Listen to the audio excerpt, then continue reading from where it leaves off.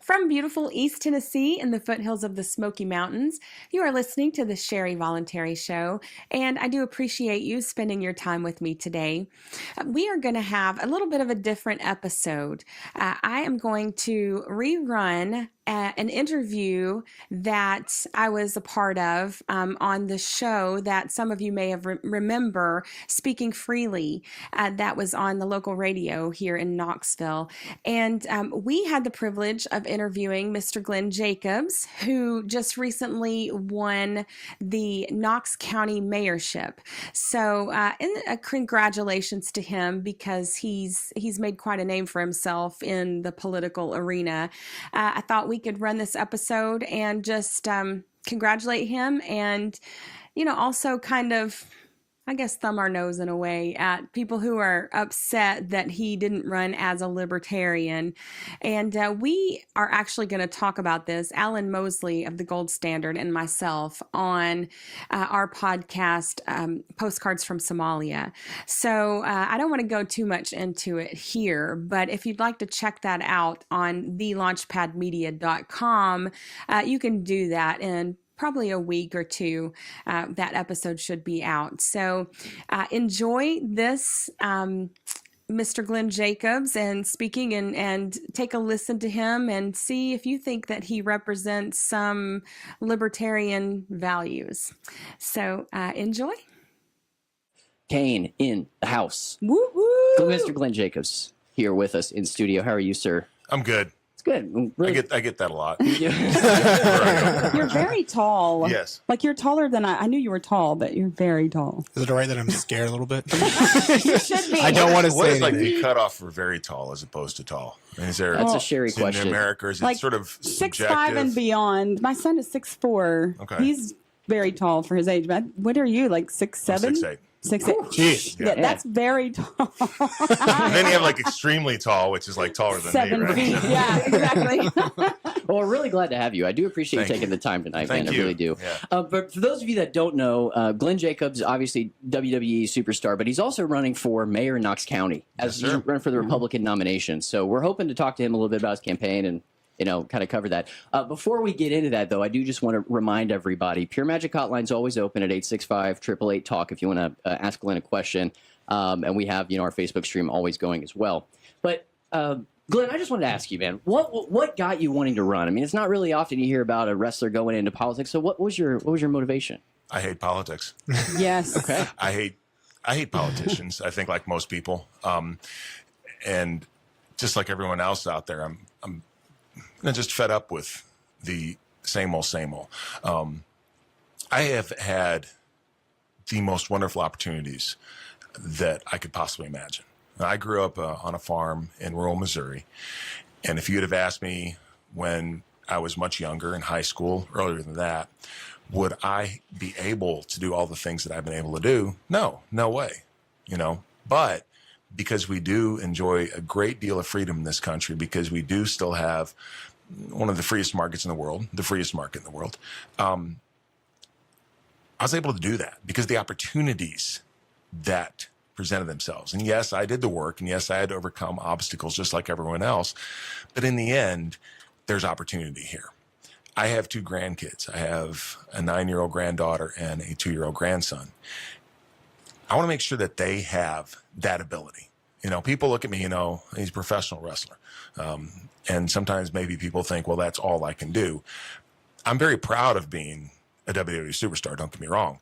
But that was a decision that I made based on really, and I knew it was a lucrative career. I knew that I had a competitive advantage. So when I was looking at the assets that I brought to the table, that was a good career for me. I have a unique skill set. But the thing is, I believe that everyone has some sort of gift or gifts which they do better than almost everyone else, which makes them special. But if you're in a country or a society where you're pigeonholed, told what to do, not able to utilize those gifts to their fullest, you're never going to have the opportunities like I've had. Guess what? That's called the American dream, is the ability to create the life that you want to create. I think that's very important to preserve that. Oh, awesome. Okay. I can agree with that. I can definitely agree with that. We're going to enjoy this conversation. For sure, for sure. So that may pivot into the next question. So you're obviously running for this race. You get the seat. If you get the nomination, you win. What are your priorities? What do you want to see happen? Well, first of all, like Tim Burchett, we don't need to raise taxes. Amen. Okay. I mean, there's just no need for it. The county has an almost $800 million budget. Of course, you have to back out quite a bit for the schools, about $460 million. Nevertheless, it's a very large budget. And in that budget, you can always find places that can tighten that, even just through efficiencies, you can take care of things without raising taxes. All too often, people would be shocked at how many supposed fiscal conservatives come up to me and tell me we're going to have to raise taxes. And this is how you can do it. Right. And it drives me bananas. And it just blew me away. We have a GOP majority in the Tennessee gas tax. And the gas tax gets passed. You have a $1.9 billion surplus. You have a $900 million recurring surplus. And you got to raise, the gas tax. And then it's packaged. It was packaged as a tax cut. Right. Because they did cut the franchise and excise tax, but then they raised the gas tax, which of course, 95% of everything travels on a diesel truck, and diesel fuel went up, of course, more than gasoline. So that cost, that tax is embedded in everything and is going to go on and impact the consumer. And who does that hurt? It hurts the middle class. It hurts the poor most. Yeah. Doesn't surplus just mean too that they took too much money in the first place? Well, yeah. And I understand where they were coming from in that, okay, we have projects that are already on the table, I guess structurally for the budget, you don't want to devote, money that's already, been allocated. Yeah, sure. And nevertheless, work with people. Sure. Don't raise taxes. Right. Just figure something out. Just one time or put it in the bill. Write it in the statute that you can take this out, or with the schools, of course, we have like maintenance of effort, which means that every year the school system has to get the same amount that they got the year before, and I believe that's it's similar with what they're talking about with the gas tax. But nevertheless, you can certainly put something in the bill that doesn't tie you to that. But I don't think you need, at this point, you didn't need to raise taxes on people. I agree with that. I agree. You got a question, Sherry? Yeah. As Knox County Mayor, where do you think, or where would you like to see the most difference made? What is your agenda for when you get in office? I'd like to see all of us work together more on a lot of the issues that we face. And again, Mayor Burchett and Mayor O'Hara, it's ironic because they're on opposite ends of the political spectrum. Yeah. But they do work pretty well together. And that's when things work the best, is when the city and the county work together. I'd like to include the private sector in that. I'd like to include all of our great organizations and foundations. And also, I think we need to work together as East Tennessee, and promote the entire region.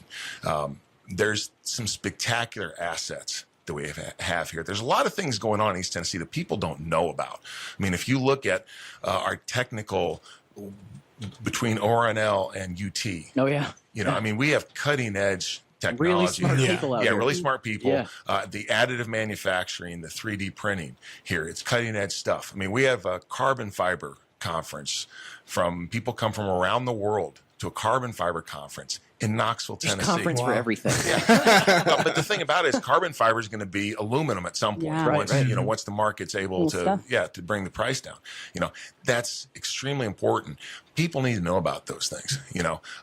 When we look at some of the social issues that we face, especially with the opioid problem, that's not something that any one of us or any organization is going to be able to tackle. That's going to take the whole community working together to deal with that. Yeah. So that's I think the one major sort of difference that I would try to bring to the table is all of us working together. I think what you need to have is you need to have a vision of where you want to go, and be able, of course, that vision is formulated with input from everyone, but be able to articulate to everyone why it benefits all of us to pursue that vision, and then get everybody on board and go for it. So why Knox County? What really drew you to Knox County?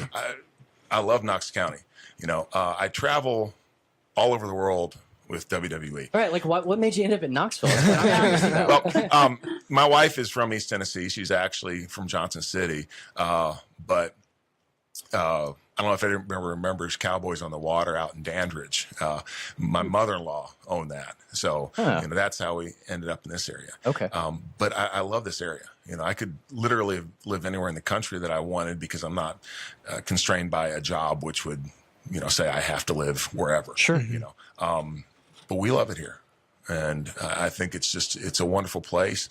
I think the people here have common sense, which is not something you find everywhere around the country, unfortunately. Yeah. And then if you do look at some places in the country that aren't doing as well economically, there's a reason for that.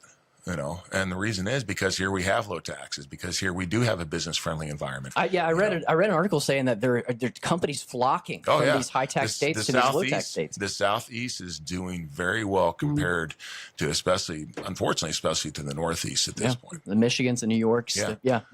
And then the cost of living up there is just Insane. astronomical. Yeah. I mean, you look, we fuss about our taxes down here, but goodness sakes, you're up in New York and New Jersey, and your tax rate is going to be 4 or 5% of 5 times what it is here. Over 20 years ago, I moved to upstate New York, and it was price shock, culture shock a little, but the price of everything, like a gallon of milk, was insane even back then. So. Yeah. Well, kind of crazy. Zach, Glenn, we have a caller named Zach. Are you okay if we bring him in real quick? Yeah, sure. Okay, cool. Zach, can you hear me? We got the board up for Zach. Hang on. We're bringing him in. He's a ghost. Hang on, Zach. He's a ghost. Are you there now, Zach? Can you hear us? Yes, I can hear you. Awesome. Hey. You got a question for Glenn? Yeah, I was at your announcement for mayoral candidacy, and I've subscribed to all your stuff on Facebook, and I don't really see you marketing yourself as a Republican. I commend that as a libertarian that really is not a fan of politics either, or politicians. Do you find it a lot less stressful to put principle over party? Well, if you think about it, the Republican Party is the party of Ronald Reagan. And Ronald Reagan was the guy that said that government's not the answer to our problems. Government is the problem. Yep. And I think sometimes especially among conservatives and libertarians, when you look at the political parties, is they forget those sort of statements. And, they just pursue power instead of principle. So in that respect, I would argue that I'm very much a Republican because I agree with Reagan. Okay. I agree with Rand Paul. I agree with guys like Thomas Massey. If you look at the liberty wing of the Republican Party, it's great and it is very principled. And we should always put principle first, frankly. Isn't it kind of sad to say that we have to have a liberty wing in parties of government? Right. Like liberty should be the foundation of those parties, but I agree. not. Well, Zach, you got anything else you wanna ask before I drop you? No, I was just I appreciate the answer. I tend to agree that principle over party tends to win out. Thanks for your question, Zach. Have a good night, Thanks, man. Zach. Thank you.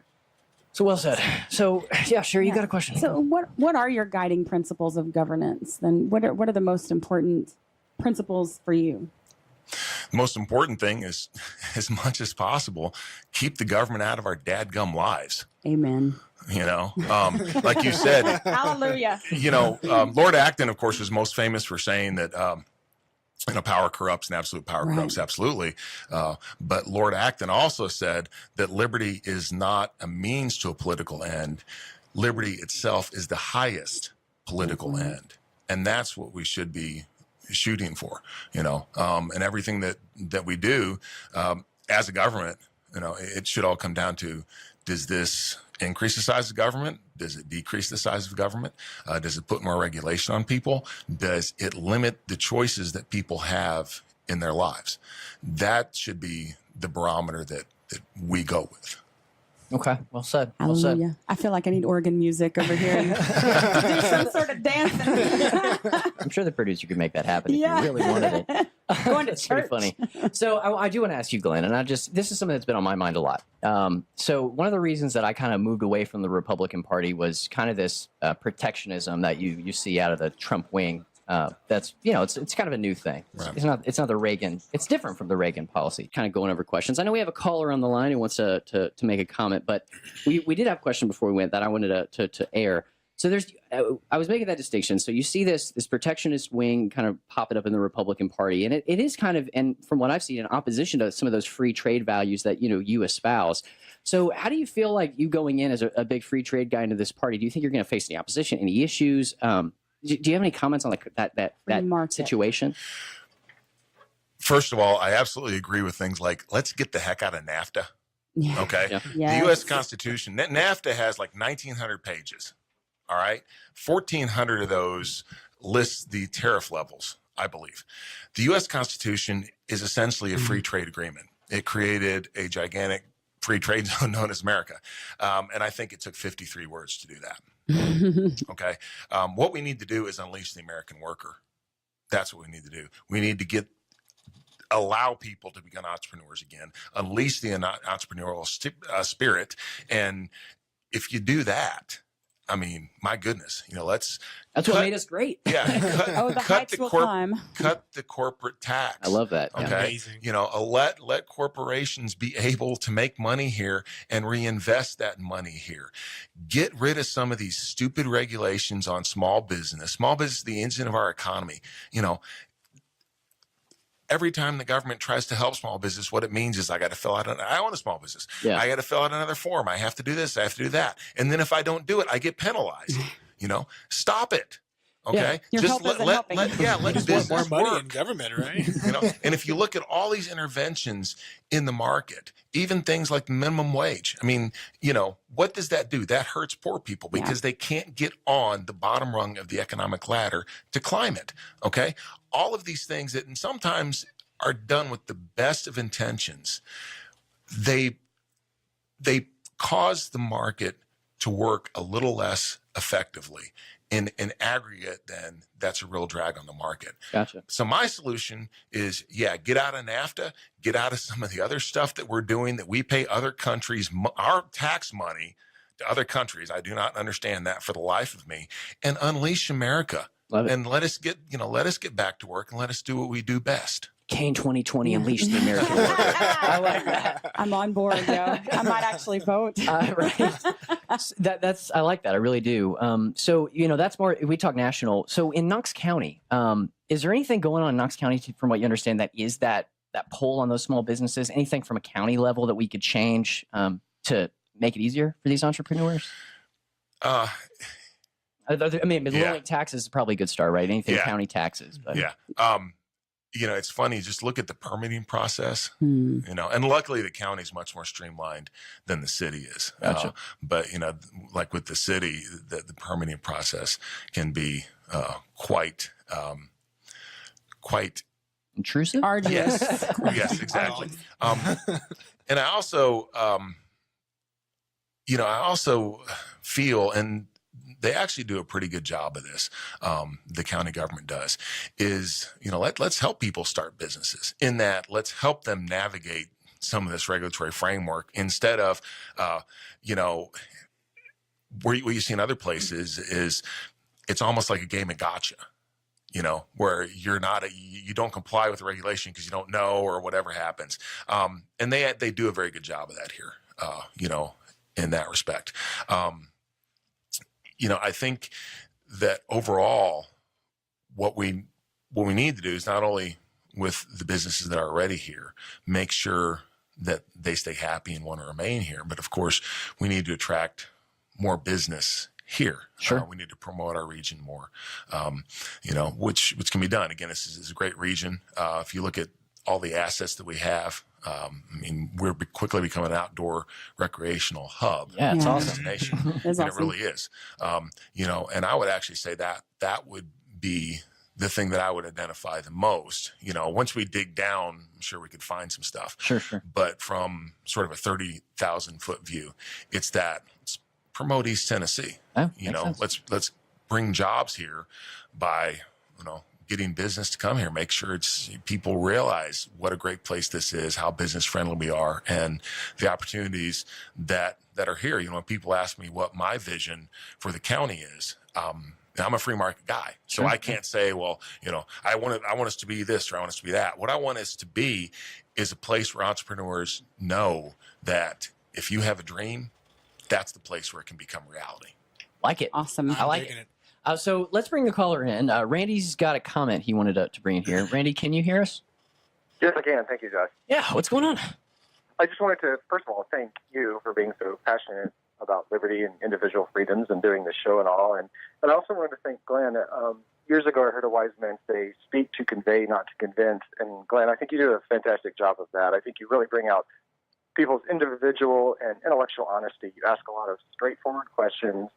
And for me, it's those questions that make me change my mind. You're just not a bully, and I really appreciate that about you. And I'm so glad you're on the show tonight, and I've really been enjoying hearing where you're coming from. I just want to thank both of you guys for doing such a great job. Wow. Thanks, man. Thank you. I appreciate that. Yeah, Randy, have a great night. Is that Yeah. all you needed? That's all I needed. I just wanted to express my gratitude. Hey, for Randy, both of can you guys. call back in about 5 minutes and, pump us up again? Yeah. That'd be really great. Call in every Yeah, show. call in every Every show. The last 5 minutes, you guys have been phenomenal. I'm telling you. I appreciate that, man. Well, you have a good night, Randy. Thanks again. Thank you both. See ya. Bye-bye. Awesome. Well, that's I like always that nice. guy. I It's like always that guy. nice. Other than that one guy that called and hated us. Yeah. We only had one or two You bad callers. hated me. Sure. Did you say you had a question from the feed that you wanted to It was- ask? I think it was actually Randy. It was a comment. Okay. And he talked about intrusive government. I'm just looking for Yeah, it you might again. wanna Now I pull that lost up. it here. But it was from Randy. And he said that. Yeah, you can. Yeah, we can scroll through it and find it. But Yeah, I'm while sorry, we my wait, computer's no, you're acting good. funny. You're good. You're good. While we wait, I did want to ask you about something too. So Sure. I know you're an Austrian Economics guy, and not a lot of people really know what that is. Would you be okay with just quickly summarizing your Sure. economic perspective? The Austrian Economic School, and there are various economic schools. Most of the time when we talk about economics in the mainstream, we're talking about Keynesian economics. And there are essentially four schools of economics. You have communism, in which case the government controls everything. You have socialism, which is essentially communist light. Then you have, we go to the other end of the spectrum, we have the Austrian school, which is free market, complete free market, very little government intervention. The only time the government's just there for its police power to ensure that property rights are respected, as well as to enforce contract law. Keynesianism is a combination of Austrian economics and socialism, in that supposedly if you allow the free market to work, at some point animal spirits take over and the whole thing runs off the rails. So you need the government there to make sure that it stays on the rails. It doesn't work like that. What it ends up doing is removing the inherent checks in the free market that don't allow the free market to go off the rail. And it's the Keynesian paradigm which actually causes the quote unquote free market to go off the rails. Interesting. Okay. That makes sense. So what was your introduction to it? Do you remember what brought you to it? I was reading things by people, like Ron Paul, just Probably one of my favorite people, by the way. just various folks. And I was reading their political philosophies, and they kept on talking about Austrian economics. I'm not very good at math. Okay. I mean, my sister has a degree in mathematics. She's an engineer. She's really smart. She got that gene. I didn't. Makes sense. But in any case, so I was intimidated by economics, because I thought it was extremely high level math. What I discovered is economics doesn't have anything to do with math, because you're talking about people. Yeah. And economics is not a predictive science in that people have free will and they don't always do what you think they're going to do. Economics should be a descriptive science in that it allows us to understand some of the things, why they happen the way that they happen, but we're not going to be able to say X, if we do X, Y is the result. But that was my introduction to it, was just I read through these guys and then I started reading and I was like, oh my gosh. Makes sense. Yeah, this isn't about math. This is actually about people. I like this. The economy is made up of people. Yeah, man. Yeah, imagine that. Yeah. Dollars and, Economics is a beautiful study of human nature. It really is. It really is. It's amazing. This is Because I don't math either. Yeah. I don't math. That's like the new verb, math. I don't math at all. Oh man, it's funny though, and we're about to go to break, but I was listening to a story the other day that was very interesting. That there are these new economic models that they're trying to generate, in which they try to really take into consideration human behavior, and it's obviously can be a wash at times. Yeah. Humans are hard to predict. We're sitting here in studio with Mr. Glenn Jacobs, also known as Kane, running for Knox County Mayor, Republican, running in the primary. When is the primary, Glenn? When is that vote? May 1st. May 1st. Okay. So May 1st, we'll know who the nominee is. Do you have a website? Because we haven't talked about that at all. jacobsformayor.com. Awesome. Okay, cool. JACOBS for mayor.com. is it a 4 or FOR? FOR. FOR. Gotcha. Okay, Jacobs for mayor. Awesome. Actual English words. So I wanted to ask you, we talked a lot about, your background in wrestling, but I also know you're a business owner here. I know you work in insurance and real estate and a couple other things. Could you speak to what you do in the community? I know you've seen a lot of success there and how that might aid your ability to do good things in county government. Well, I have to make payroll every couple weeks. Okay.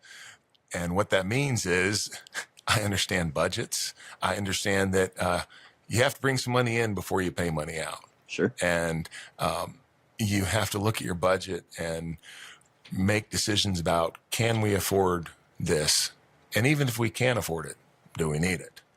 And from a fiscal perspective, I think that's very important. And the thing is, though, that's my money, all right, which is very important. When you're looking at the taxpayers' money, though, to me, that's actually a sacred duty to make sure that that money is put to the best use possible, because people don't have much choice when it comes to taxes. Yeah. I mean, we say, well, we have a choice. Well, basically, you get to decide every couple or 4 years, on who's going to run the show. Yeah. But that's about it, and essentially, if taxes are based on the threat of violence. If you don't pay your taxes, you go to jail. And in that respect, there is a moral component to taxation. So when I talk about keeping taxes low, I'm not just talking about for efficiency purposes. I'm also talking about the fact that we have a moral imperative to make sure that people are able to keep their own money because it's their money. They're the ones that earn it, and they should be allowed to keep as much of it as possible. Wow. Preach. Beautiful. God. Preach. We need that seriously. organ music. I'm telling you, I'm having a religious experience over here, There you people. go. I'm There you go, serious. Sherry. Go nuts. I really like to hear that, though. That is awesome. And I fully agree with that completely. And as a small business owner, I pay a lot of taxes. Yeah. I know what that impact does. I know, it's like, gosh, if I didn't have to pay all these taxes, I could actually build my business as opposed to paying the government. And I think what drives everybody nuts is the fact that when they look at where their tax money goes, it feels like, especially at the federal level, so much of it is wasted, and it's like, man, if you allow people to actually keep that money and build their businesses, imagine what they'd be able to do. Yeah, sure. Do you remember we were talking to Dan a couple weeks ago, and he gave us a number. Do you remember what that number was? It was for every dollar the government spends on $2.47. Yeah, it was like $2.40 47 goes to the actual project they're working on out of 10. Yeah. Yeah. So 25% of it goes to it goes to the actual cause in most cases. 75% The eaten rest up by is bureaucracy. bureaucracy, waste, and corruption. Yeah. Right. You have a question from stream? Well, I have a comment from Randy Thompson. Says, as long as politician is a career path instead of a temporary service assignment, then the problem of intrusive government will remain. Thank you, Glenn, for being service oriented. Randy. And that's absolutely true. I mean, when the founding fathers, when they designed this whole thing, we were supposed to be citizen legislators. We were supposed to be self-governing. And what's happened now is it has become a career path for many people. And, you know, we look at all these divisions in society, and a lot of them, of course, are artificial, and they're meant for us to divide us and fight. Because I think the biggest division is the people that have political power, that class, the people who are connected to that, and then the rest of us. Yeah. Yeah. And that's the biggest one. And, you know, unfortunately, like, look at Congress. I mean, I don't think Congress was ever supposed to be a get rich quick scheme. That's what it has become. Yeah. If you look at the net worth, Yeah. I mean, people go to Congress, they go in doing okay, and they come out multimillionaires. Yeah. I mean, how is Harry Reid? And Harry Reid, when he went to Congress, he's like, went to Senate however long ago, he was worth like maybe $1 million. And he's worth like $20 million now. And, you know, they make good money, but they don't make that sort of money where they can become multimillionaires. They're bought and You know, sold. exactly. Of them. Yeah. You know, and something has to be done about that. And I think that something that has to be done is people need to stand up and say no more. And we need to go back to not being ruled, but being self-governed. Right. Love it. Yeah. Love Amen. it. So we've got probably about a minute left before we got to drop you. So I wanted to ask, if someone wants to get involved, they want to learn more, I guess the website's a good place to start. Is there anything you need right now from people? Money. Always the answer. Unfortunately, yeah. Money and, of course, volunteers. Okay. You know, and those are the two things. And the great thing about my campaign is that the people that and our volunteers are awesome, and they're energized. And, you know, I mean, this is serious business, but we also try to have fun. And we try to make it fun for everybody. And, you know, are you guys doing a lot of door knocking and stuff like that? Yeah, Okay. yeah, we do we've been going out knocking on doors. Gotta have fun doing that. Yeah, it's great. I mean, Right, you know, yeah. that's the thing. And you hear people say, oh, it's a grind and it's hard. No, it's not. You're going out and you're meeting people. You're meeting your neighbors. You find out what's on their mind. A lot of times you find out things that you didn't know were even going on in the community. It's an It is eye-opening awesome. experience sometimes. Yeah, I was talking with someone that run multiple campaigns and been in politics all her life, and she was talking about how door knocking changes the candidate. I believe that. Yeah. Yeah, I do that. too, because I've seen that in myself. Well, awesome. No, it's great to have a politician who has a dog in the fight, or a candidate. And don't call me a anyways. politician. Yeah. That actually That's the upsets me. bad keyword. I'm sorry. But you have a dog in the fight as a small business owner, and it's good to see that somebody who actually understands it and wants to honor the agree. citizenry. Well, we got to go here in a minute, but Jacobs for mayor, Jacobs FOR mayor. Yes. Looking for volunteers, looking for donors, all that. Awesome. Check out his website, guys. Please check out his website. He's got his issues on there. The website looks awesome, by the way. Thank you. You did a good job on that Yeah, one. thank you. If you're going to give money to a candidate, give He's the guy. one. To someone that's the who one you wanna actually give to. respects the fact that it's your money. That's right. But Glenn, I appreciate you coming on the show tonight, though, man. Well, thank you guys, and you guys do a wonderful job. Thanks, man. Appreciate Hope y'all. to have you back soon. Thanks. Cool.